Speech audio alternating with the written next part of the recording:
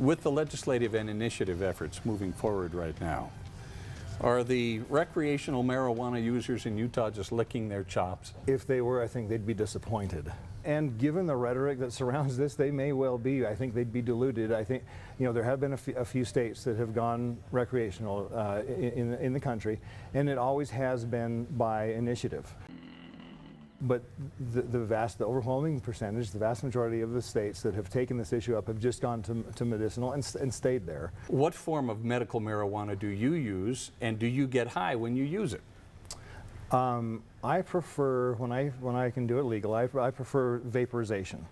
It allows me to get very fine dosing, so I don't have to take more than I want, and it's a very immediate effect. So if I have a flare-up, if I'm trying to overcome a spasm, I can get it into me quickly, and it can work.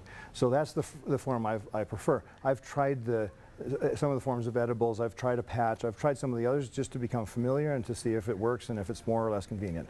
But for me, the vaporization is the best. And it's like the vapor that comes out of your kid's vaporizer when they're sick, and it's that kind of a substance. There are definitely side effects. I mean, and I compare them to the side effects that I have under my opioid regimen when I can't get the cannabis. If there's a beautiful view or a beautiful picture, the colors become much more vivid. If there's a song that is particularly beautiful, it can accentuate the tone in a certain way. So it is psychoactive. I don't deny that. Much prefer the cannabis. Plus, I know if for some reason it malfunctions or I take too much, it won't kill me. If you had the chance to sit down and talk with the First Presidency and the Quorum of the 12 of the LDS Church, what would you tell them about medical marijuana?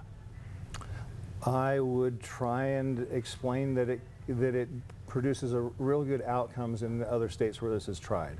If LDS people can be in other states that have adopted these programs, they can go to their bishop, they can get their temple recommend, as long as they're complying with the state programs, going to their doctor, it's being administered properly. It's no problem for those saints in those states.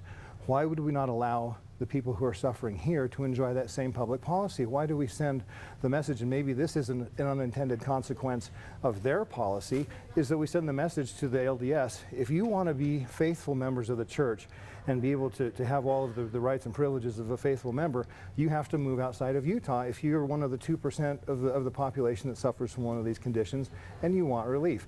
I think that's an unintended consequence that should be addressed as well. Senator MarkMadsen, thank you so much. Oh, pleasure.